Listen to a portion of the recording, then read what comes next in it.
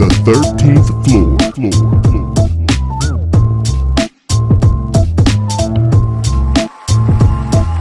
The 13th floor. Welcome, ladies and gentlemen, to the 13th floor, where the furniture isn't always the best, but the views are amazing. I'm your moderator, B. Jones, and we got Mr. Smiley on the podcast this morning. Mike D, what's happening? Welcome to be back in the new digs, ladies and gentlemen, in the new digs. Yeah, I mentioned before earlier today. We're going to have fresh throw some of that beautiful beam footage in like a highlight reel or something. Yeah, we'll get the 3D image up on the site so folks can see, take the virtual tour. Please make sure whatever you touch, you put it back. Appreciate it. Oh, man, our resident BFBG, Mr. Faison, what's going on, brother? Oh, man, enjoying life as always. Had a great time yesterday at my my second home, Six Flags. So yeah, it's been great. Which was his second theme park for the week. Where'd you go before that? Universal. Oh, snap. Oh, for it? Yeah. Y'all hit the Harry Potter world and everything? Both. Is it Harry Potter world? They have two? Yeah. Universal? There's two now. Yeah, it's in the Universal. Yeah, you go through the Hogwarts train, and then you go to the other side, and then you get off, and it's like, you know, in the movie where they had that wall, that kind of like the vanishing wall. Yeah. They built that so you can walk by if you didn't know, but then you kind of go in there and boom, whole new world behind it. Oh man, I didn't even know it was there. It was a mistake. I walked by and was like, what is this? What? Dang, man, now I got to go back to Orlando. There you go. Coach K, what's going on, sir? Oh, man, look, I'm happy to be home for a day and a half before I go back to Orlando. I'll go back to Orlando tomorrow, but last night I was able to sleep in my own bed. That was pretty cool. So just been on the Florida tour. Little things in life. The little things. The little things. Easy. Mm-hmm. Well, gentlemen, welcome to the podcast, man. We want to get into a little bit about raising our children this week. We got 4 different views on this thing, but specifically, we think we have 4 different views. Yeah. We might all end up on the same point. what was the saying, Mike? Spare the rod, spoil the child. Mm-hmm. I like the way you guys are trying to market the podcast. Yeah, listeners, please keep listening because we're going to have 4 different views. There's going to be some drama. There's going to be some tension. So keep listening all the way through.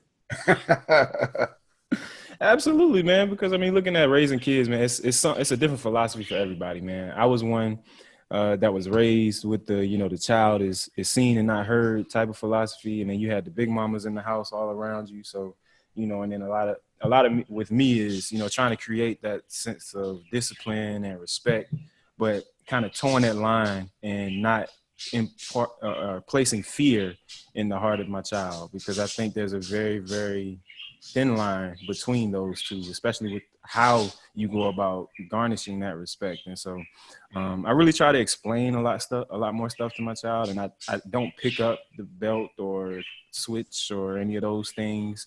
And I try not to even think that way, because I don't think that it's the most beneficial way of disciplining the child.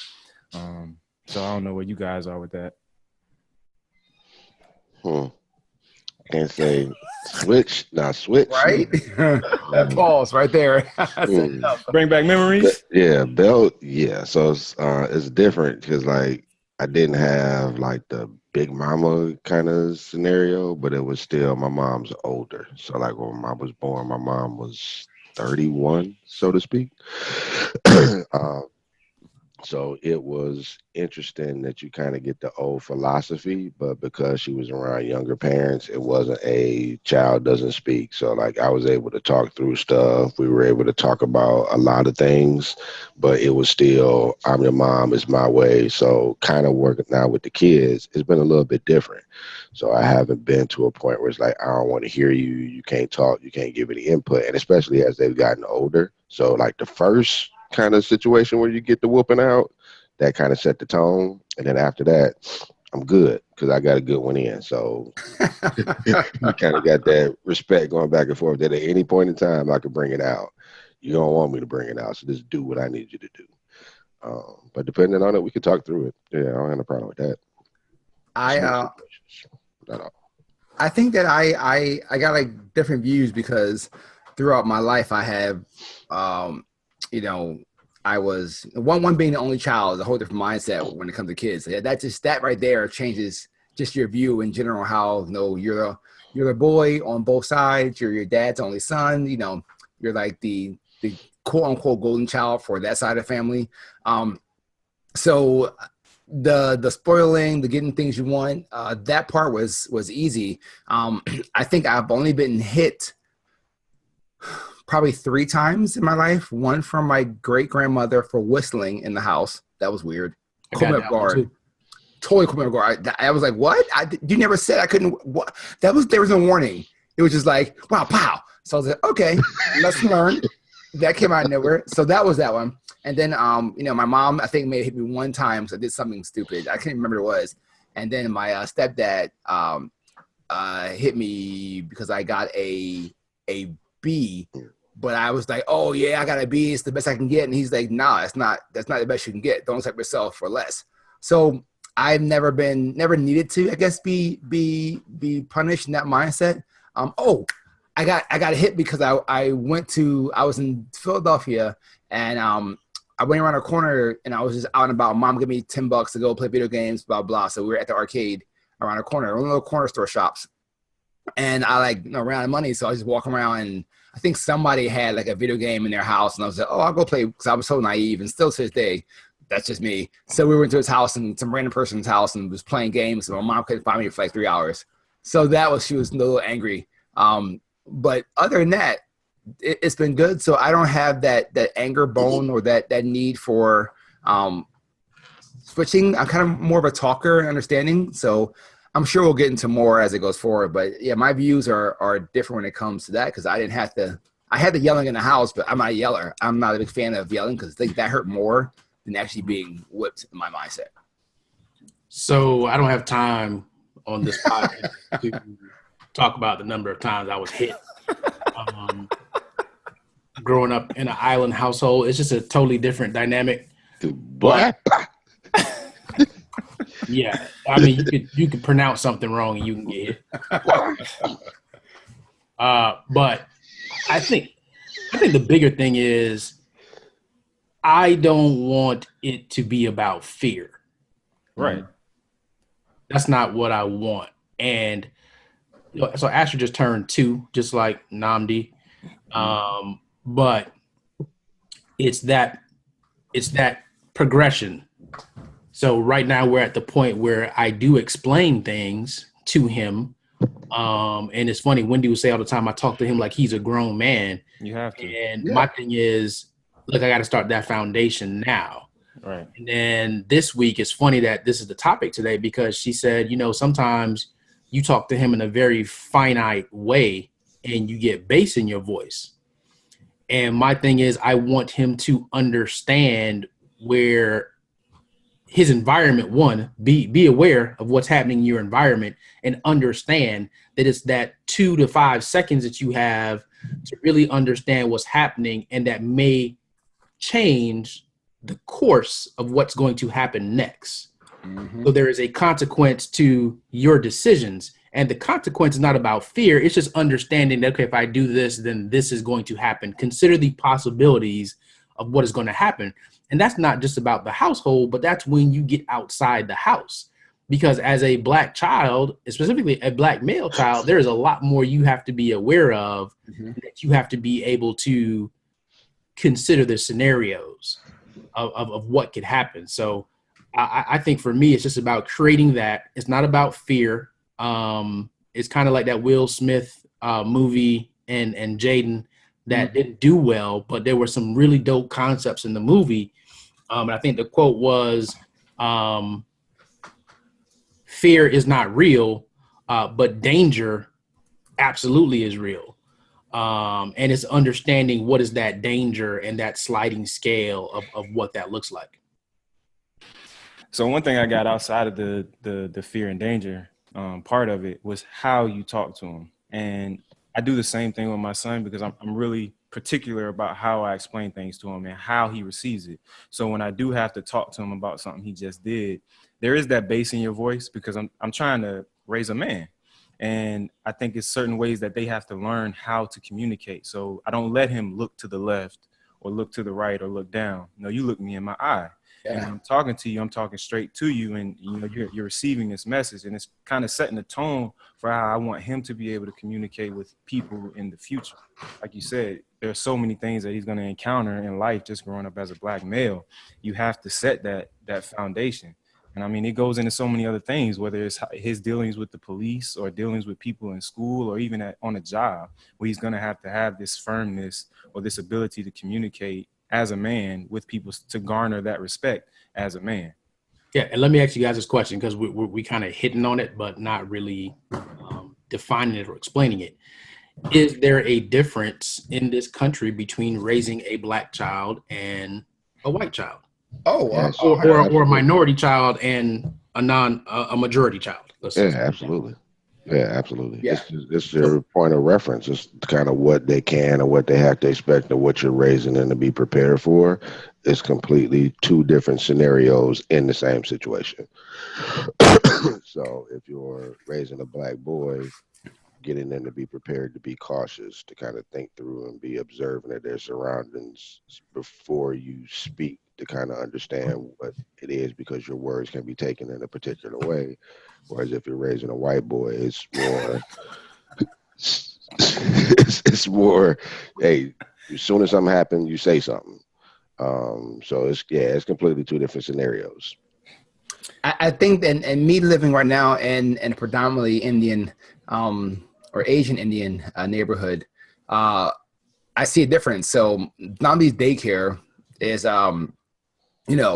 completely mixed. Everything there. He's probably there's maybe three, I would say, black kids. Him being African, or it's two Africans, Nigerians, and then one regular person from America mindset. But it's just like to see that and this. Yeah, I know it's different. It is. It really is different background between raising a Nigerian kid, African kid, or raising a Black American kid is different. Okay. What It about just raising black kids? Period. Like, yes, this is true. But okay. So let's prerequisite that. So the things that we, the parents of Black American have that they teach their kids are gonna be different than what a Nigerian. So This is cultural you getting into. it's going to be different. Your views on what to expect, what you can do, is going to be different on how you say it, because you don't know that this is oppression or this is that, because that wasn't in your lineage for that point in time until there. Whereas now it's like, oh, you got to be cautious because don't touch this boy's that. It is a different mindset on how you're teaching. I mean, I understand, but I think for me, what I was thinking about when you said that is that your kids are 2 generations removed. This is true, but they are. Yeah. I don't get me wrong. I understand. Yeah.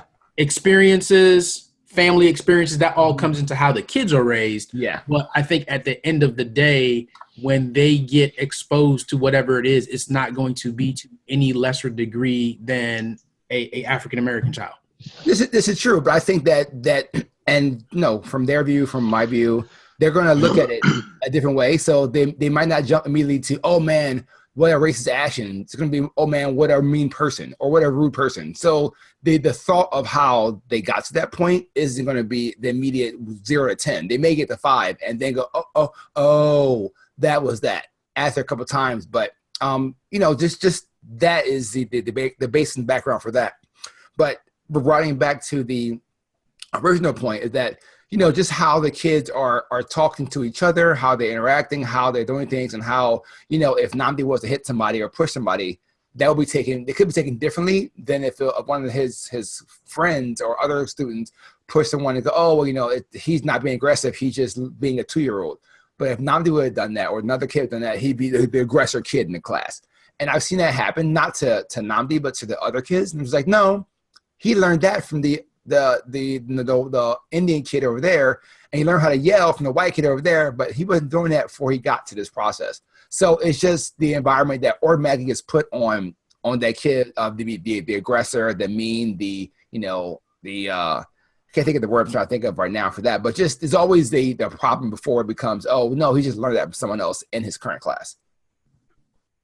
So for me, I think obviously it's a difference when you talk about the well-off or the wealthy whites versus even wealthy blacks or the middle-class blacks or impoverished blacks or minorities.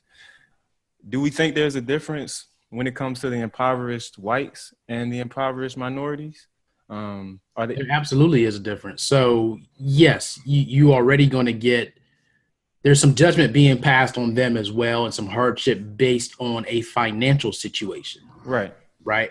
But if you evened out that financial situation, that problem would probably go away. Well, that's my point. So everything considered, not taking the financial thing out of it, I think that there may be some, not a lot, similarities of issues and challenges from the more impoverished white Americans that kind of align with some of the challenges that we see as impoverished minorities. Yeah, but see, ours, we have layers to ours. Right. Yeah. Their layer there is strictly based on monetary. Right.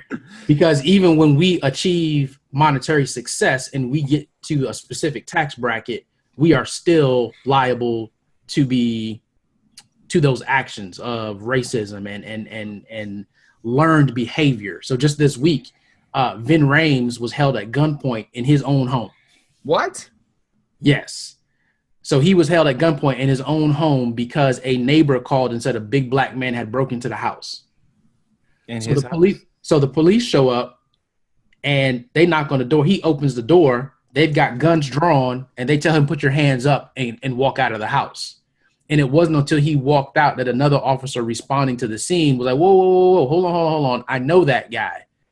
And it wasn't because he was Vin Rames, the actor. It was because his son plays basketball with his son at the same school, and that's how he recognized him. Wow. Right? So us achieving equal spending power, equal earning power does not remove all the layers. No, not at all. I think I was listening to a podcast, shout out to Michelle Bedeau, listened to a podcast, and she had D.L. Hughley on the show, and he has said and I'm going to quote it incorrectly, but you'll get the gist, that the worst fear a black man can have is the imagination of a white person, because they imagine the worst before they know the reality of what it really is. So them coming into the house and drawing the guns on Vin Rames wasn't because they did not. If this was a different house, they would knock on the door first. If someone opened the door, there's no guns drawn. Like, who? You're opening the front door. You're not running around the back. You're not. That's a different mindset. So like. No, in a different scenario, it's guns not drawn, knock on the door. Oh, the owner answered. Yeah. Hey, sir, we got a report there might be a problem here. Exactly. Have you seen anything weird? Exactly. But the first thing you see is, you see a large, and Vin Rames is a very large man, coming in the door, and I'm sure he was just in regular housewear. And that's it. So it saddens because you think that you would never. Like, I don't see this view of it. I know this is there. I know it's a reality. I know that this is what happens. But it's just crazy. I don't know how to explain it. So to bring it back now, he interviewed, I can't remember who he interviewed with, but like right after it happened, and he said, hey, okay, it happened to me. I know what to do. But had my son been home, what would have happened? Yeah. And so that's why I want to direct the conversation to Mike, because you have more children than all of us. And Michael is 13? Yeah. So what does that conversation look like with your son at that age where he is subjective to that police interaction or just different interactions amongst whites? What does that conversation look like from you as his father? Direct and brutally honest. It's got to be, especially because of the environment that we grew up in. Like, they've never grown up in a community where it's been more than 10% black. So he's already grown up with a skewed sense of reality in terms of thinking that he's brown instead of that he's black. So yeah, I'm brown, daddy. So it got to the point where look, yeah, you may be, but right now you are perceived as a black man. So you get in the car, something happened with your buddies, like, you're going to be the one that we got to come pick up out of jail while they're the ones sitting on the curb waiting for mommy and daddy to come pick them up from the scene.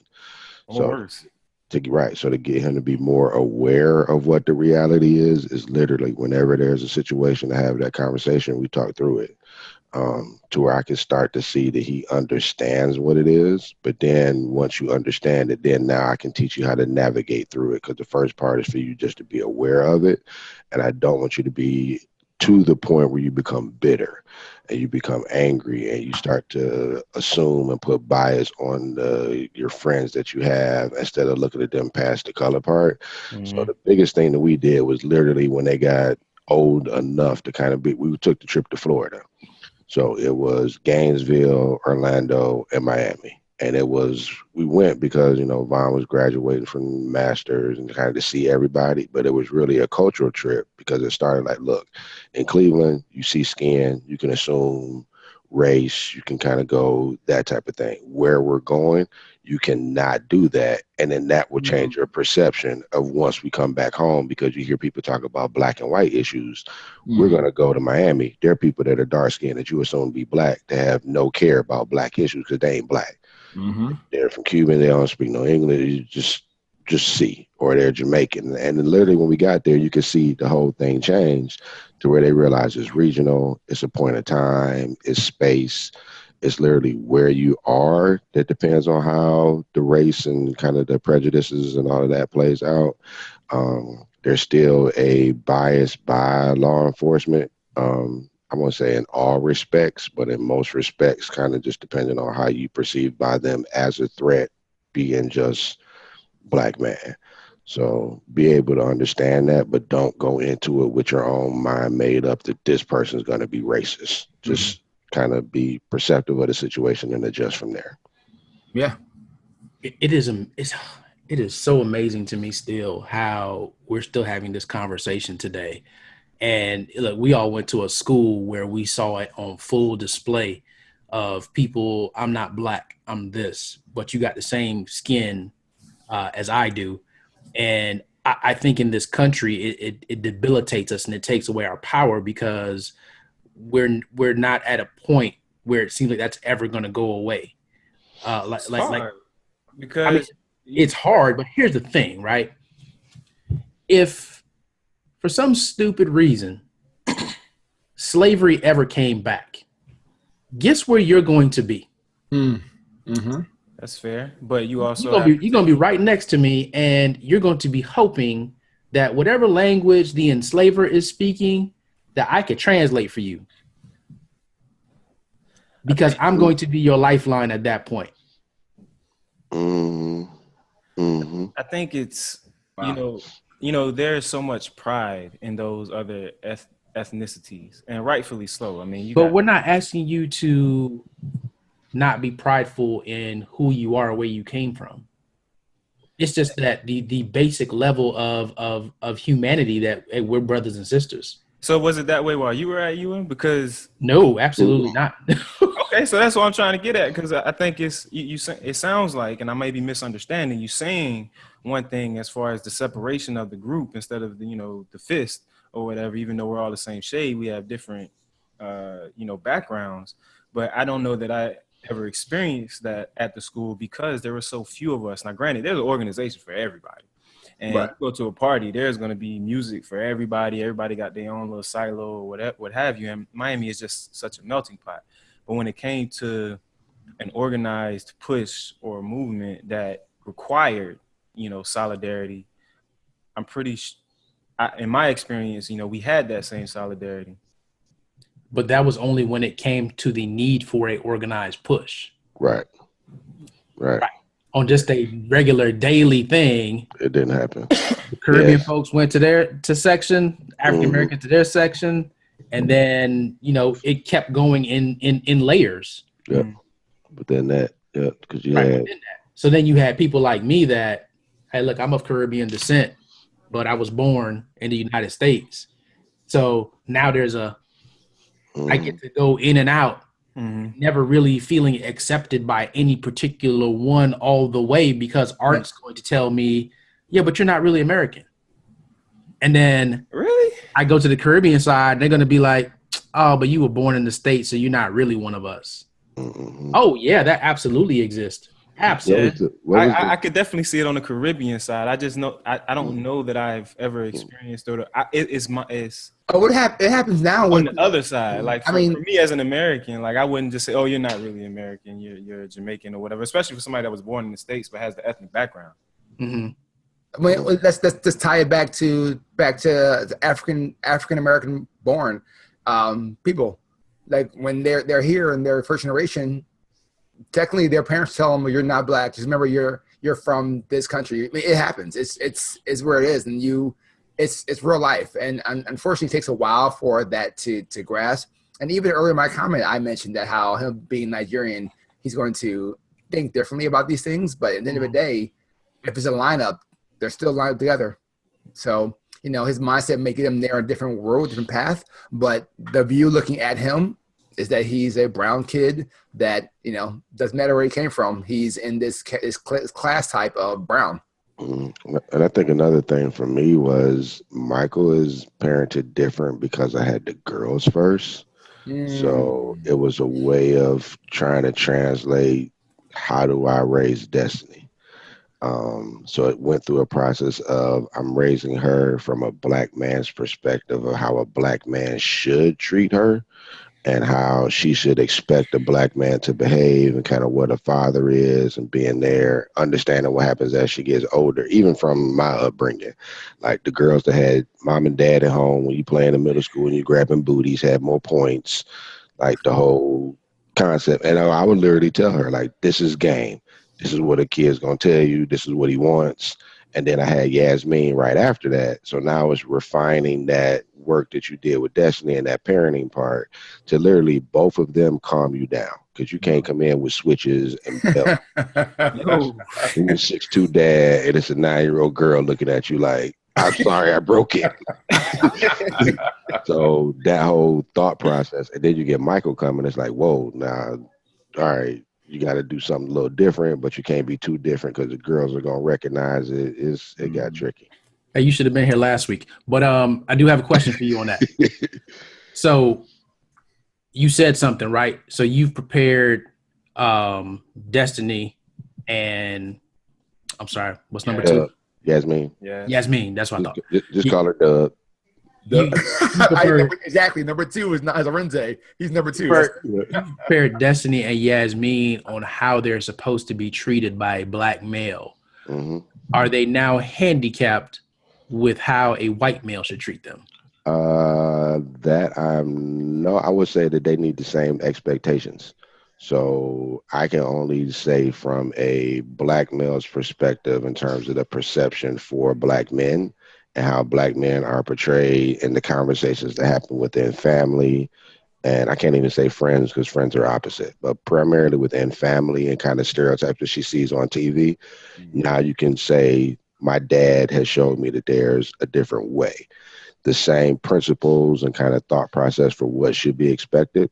They understand that goes regardless of race. Like, I need him to do these things. So I would say environment has gotten them prepared for white male because that's what they've been around primarily. The parenting has prepared them for the black side. So I've tried to do both. But is there a difference? Like, That's what I was going to say. A male should treat you this way regardless. To me, it's the same, right? And I don't have a daughter, so you might have some different experiences, but a male should respect you as a woman, respect your ability to create and provide for yourself, right? And he should respect your boundaries. Is there anything different that a black male or a white male should do? Well, I would say this, being completely honest and transparent, the subliminal part of me in the subconscious was trying to steer her towards the black male. And not just make it as general to say, you can go after whatever you want. Right. But yeah, there's no difference. Just so I think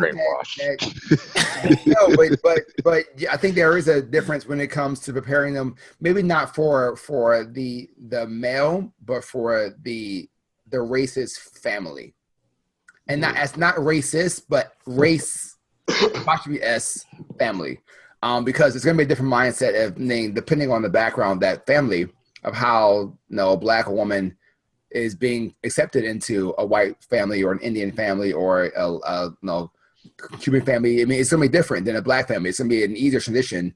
You may have to bother with the sisters with the black family because you're coming and taking their brother. But it's a whole different battle on trying to prove that you're not the average black woman coming in there to a white family or to an Indian family. So I think that's going to be a whole different conversation or a thought on how to raise that process. Oh man, I hate to be this guy on the podcast episode, but No. we keep saying things that are disturbing to me. Like, you want to make sure that they know you're not the average black male or female coming into their family. What does that mean? What is the average black male or female? It's just their thought. Not that everyone is, but the general mindset and general thought you're seeing now, and everything's happening in the news and so forth, is what they see on TV. The average person is what they see. You know, the stereotypical. good, I read the sassy, the rude, the broke. Okay, so you're not the stereotype. Stereotypical. I think is a better You're not word. the stereotypical. Okay. I can accept. I read books. I understand. I comprehend. We Right. talking complete sentences. I pull my pants up and wear a belt. I ain't my nigga. I can go there if I need to. We can say that on the podcast. You can go back and forth if you need to, but I can also. Fresh isn't here, so we need somebody to say something inappropriate. I'm sorry. It's all right. Yo, Consistency. beep, beep, beep, beep. No, I lost my point. Uh-oh. No, so Let's bring it back. Bring it back. So Golly. whoopings. How about whooping? Keep looking for your point, but here's my thing, right? Racism is marketing. that's what I was going to say. Something along those lines. Whoa. That could be a t-shirt that is starting people to get beat up around here. Racism is You marketing. know, worse than MAGA hats, man. Anyway, It is, because if you think about it, how do we promote and perpetuate the image of the average or stereotypical black person? and that's what sees that's what sees that fear and things or dealings with the opposite race, you know, for a white person or someone else of any other descent. What they see, what they hear, what they're fed, that just doesn't align with the norm. It's the stereotype. It's not the average. It's not the norm. It may happen, but that's the problem. But understand that it happens the exact opposite too. And that's why for non-minorities, they feel like, what do you mean? It's not that bad. There's not that problem, because they're not exposed to it. They are marketed the best parts of this country. Mm-hmm. And that's why you don't see the actual travesties and the true extent of racism in textbooks. They don't teach it in school because that's part of the marketing campaign. No, we've got the best country ever, but they're not exposed to what's really happening. And it's one of the most protected spaces that I've experienced in my life, of them not being able to. And I think that's what the true essence and nature of privilege is that you are privileged to not be exposed to what the true extent and experience of racism is in this country. But how does that not become part of their reality when you're here? Especially when you have the feel, and well, I won't say the feel, but the look of being kind of African American. If you're not, and I just speak that strictly because of skin tone, and understanding that you stay in your particular environment. So like if you're in Miami, do you stay in an environment where you're from the Caribbean and you never take a plane ride to Texas or to Tennessee or to Kentucky to even understand that? Sorry, Texas, Tennessee, Kentucky. You do, but guess who you go see? Guess where you go? To those same environments where in most cases you go to that same environment, right? Yeah. It's funny that you mentioned that, Art. I was just talking to a Nigerian earlier this week, and he said that in Nigeria, he was told what areas in the United States he could go to where he could find Nigerian people, and he was told what areas did not have them, so to avoid those areas. Yeah. Wow. And that was before he ever set foot in the United States. So then the same question, I guess, for you about handicapping the deaths with white males is that how does that interact with truly feeling the American dream? Is it like because you stay in that, do you have better success? Do you feel better about being here because you're consistently around the same people? Or is it a part of the American experience to be able to at some point in time have that interaction? Wow. I think we have to understand that we are living a different American dream. And we are living it with the anticipation that one day it will be the standard. But right now, this is what our dream is, and our dream can immediately be disrupted by the true American existence. That's not a dream, but the reality. Mm. And that goes back to what we were talking about teaching our kids about awareness of your environment Mhm. and the Mhm. consequences of actions, because that's when your dream gets derailed. Hmm. Yeah. Mm. So is theirs better? Is it better to be blinded by it?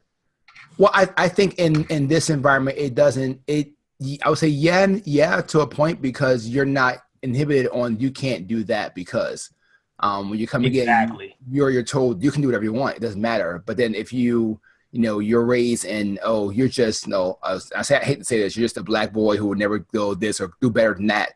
You're being passed down by grandma to mom to dad. I mean, it's just systemically being passed down. Whereas though, if you're not in the mindset, you're like, hey, I can do what I want. Like, it doesn't matter. I can be the president of this, or I can go be in the UN, or I can go be a doctor without thought.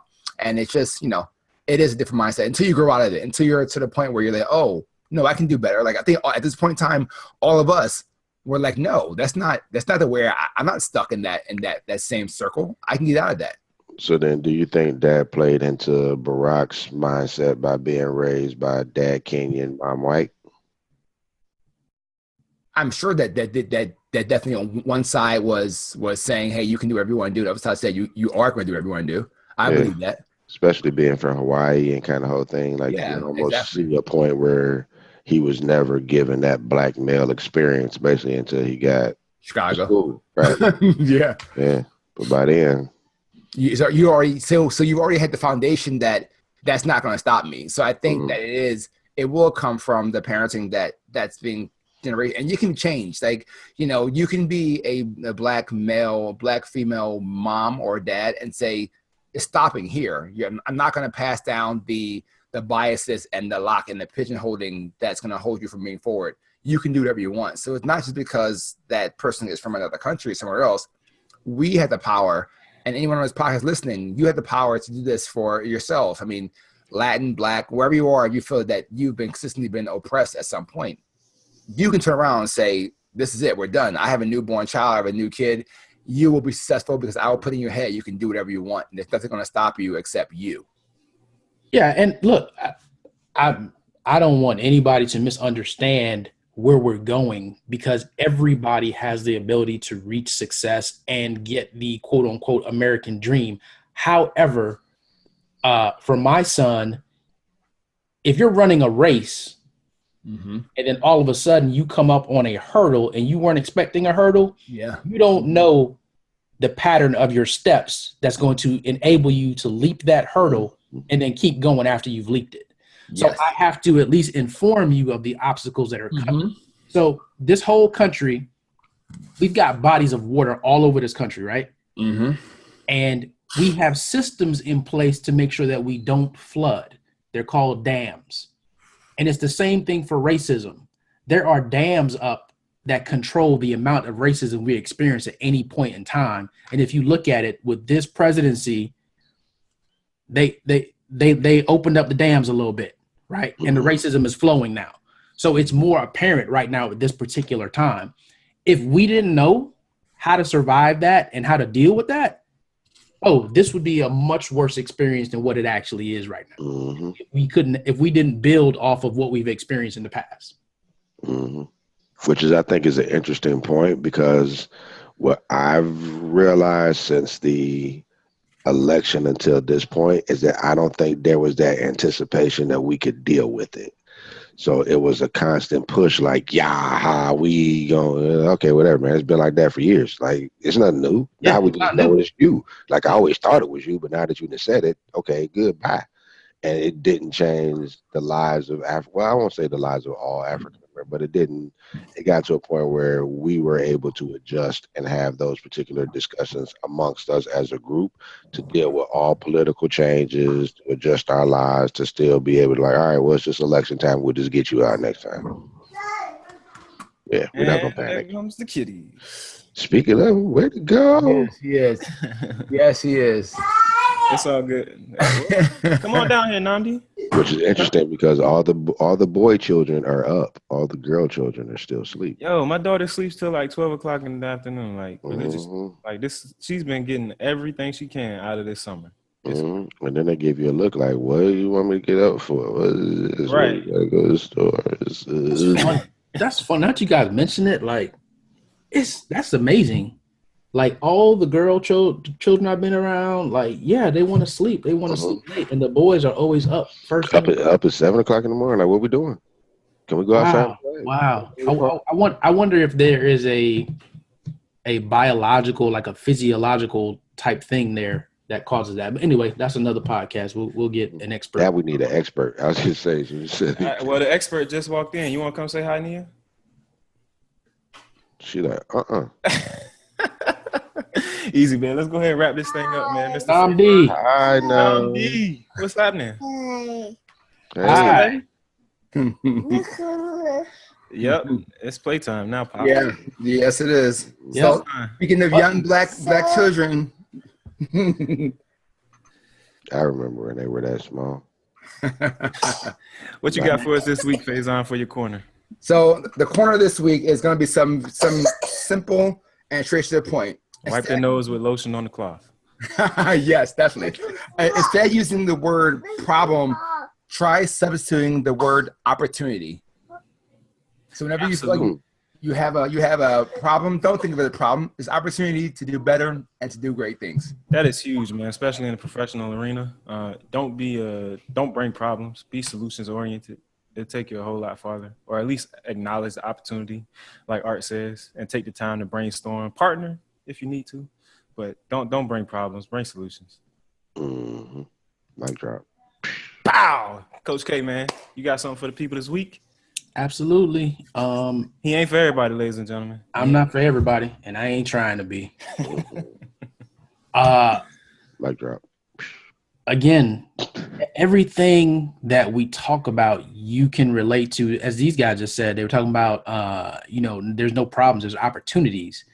And if your life never had a problem, what would the quality of your life be? So again, going back to that diversity, you got to diversify that life portfolio. And for your kids, you want to start from young. You want to start making sure that they're prepared, not for just diversity, but for adversity, because it will come in some form or another. So make sure that you're preparing them. Don't be naive and think that the generation has changed and the climate has changed. What may seem temporary, just like the weather and the water and the flooding, you want to make sure that when that water rises, that your child can swim. Absolutely. Thank you, ladies and Perfect. gentlemen. Wow. That's awesome. Make sure you stay connected with us on all social media platforms at 13th Floor. Please catch this podcast on YouTube, Vimeo. You can listen to iTunes, SoundCloud. Where else we at? iTunes, SoundCloud, Google Play, Spotify, all over. Wherever you're listening to your podcast, man, stay connected with us. Get with us. Subscribe. And if you like what you hear, leave a comment. If you don't like what you hear, leave a comment. If you love these T-shirts that we have on here every other week, get with my man Faison. He got the ordering information for you. You can have one too. Because boss is a title, not an attribute. And we out of here, ladies and gentlemen. Thank you all for listening here with us on the 13th floor, where the furniture isn't always the best, but the views are amazing. Shout out to Fresh, J Days. Say bye. Birthday. Happy birthday, Jay. Hang gliding, Jay. Hey, Make sure you send us that video. Hey, we haven't heard from JC, so we couldn't go ahead and Yay. Hey, y'all don't go nowhere yet. Y'all don't go nowhere yet. Bye-bye. Yay. It's going to be like the extended cut because I do want to get this question in, and it could possibly be some listener interaction once Fresh cuts it.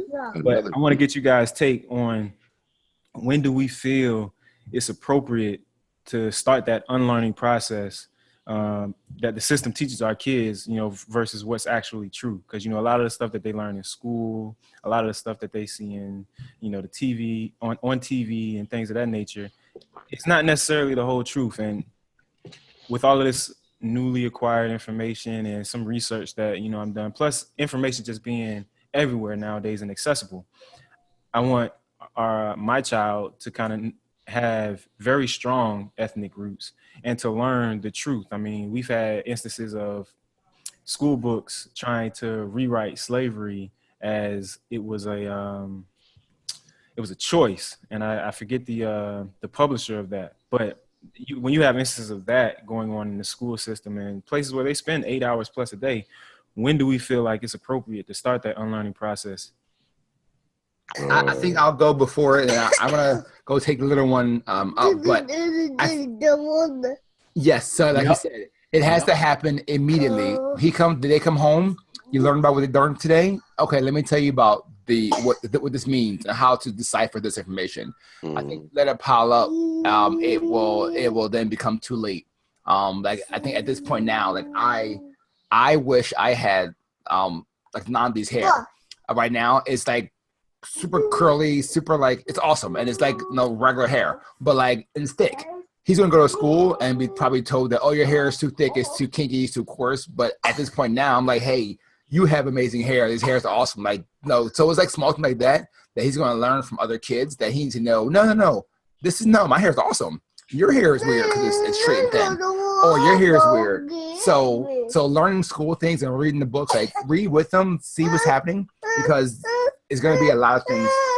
I know, Nambi, it's going to be a lot of things that they are going to be taught and told, that we were even taught and told, that we're like, wait, that happened differently? So we know now, we have more information that we can do things now and say so. And color is important. Yes. So that is that. So I'll let it go at this point and pass off. But yeah. Say bye. Say bye, everybody. My daddy. Yeah, I think for me it was the same what Art said, but I kind of held back on the real life experiences until you got older. Like I would give you one, but it would be age appropriate. And the more, I guess, seasoned you got and the older you got, the more I can relate certain things that would kind of bring that point to light to get you to understand the gravity of it. So like Yasmin did a whole thing. I want to say she was like in 6th grade. Yeah, it might have been, no, it had to be 7th grade because we didn't move here until then. But it was on slavery. It was like, look, you have to get an A. Like, there's no question. Like, you can't go in there and not know your information. You got to be able to be, because you basically are the only black in the class. So you need to make sure that all your information is correct. You're confident in what you're presenting, and make them feel uncomfortable. Like, don't feel like you can't speak up and say, well, I ain't gonna say y'all did this to me, but yes, point fingers, tell the truth, tell what happens. Don't let them water it down. Talk about the effects that it's currently had, but also understand that you live in this environment. So things that it may have done to blacks, to African Americans that live in the inner city, that had worse off experiences than you, that experience a whole lot of racial things, we have tried our best not to have you in that environment. So don't assume that everybody shares the negative beliefs part of it, because literally that's the environment that we live in.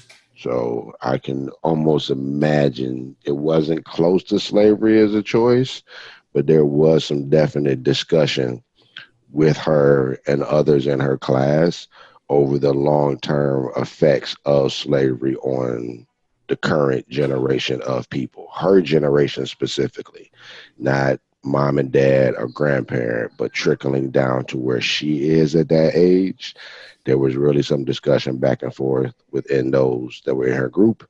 And particularly because of our environment, those were those that had households of Trump supporters. So it became more of a finger pointing towards you, like, take responsibility for your own actions. It's your choice to do these. It's their choices to do these, to be on welfare, to do the food. That it became a pretty heated conversation. I think if you get to the point where you have to do unlearn, it's too late. Because the foundation of learning starts at home. School is the environment. I mean, school is supplemental. So if you get to that point, that seed's already been planted. Where if you have to unlearn and you don't know, it's gonna be like a wild vine. you're always going to be trying to get rid of that vine or that wild weed. Mhm. So getting back to our nurture from the last podcast, you've got to make sure that that soil is only conditioned and vital for things that contribute to that existence and to that growth. Anything that's not going to add value won't be able to grow and thrive in that soil. There it is, ladies and gentlemen. Let us know what you think, man. Do you start the unlearn process early? Do you So wait? the cool part is like if you were watching and if you said what Art just did with Namdi, like that's the learning part. Like literally it was no conversation at all, but him just spinning back and forth in the chair like that, like he loves it. And that's a bond that you get between father and son to where it get to be when he get to be 13. I'll tell you real situation. Michael has been on the mound and it has been only a father-dad look of a moment for him to realize it's gonna be okay, dude. Just breathe. And you can feel the energy and the connection between the two of us. So that right there is parenting, ladies and gentlemen. Yeah. Parenting 101 on the 13th floor. Mhm. All right, man. We out of here for real. You sure? That's right, Namdi. Says Yeah. parenting 101. My dad's a beast. Right. You are a beast, and your little brother is a beast. This whole beast mode family. Y'all should start buying the beast mode hats. Keep it up, Art. You got a girl coming next. Oh, no, Oh, that's right. Art's done. No, No, he doesn't. I am sterile. If he gets a girl, we got bigger problems. Right? that is true. That is true. All right, Fresh, cut the tape, man. He like, nah, let's keep talking. The What we 13th do with that section, floor. that section could probably just be the teaser for the actual podcast. Oh, yeah. The 13th floor.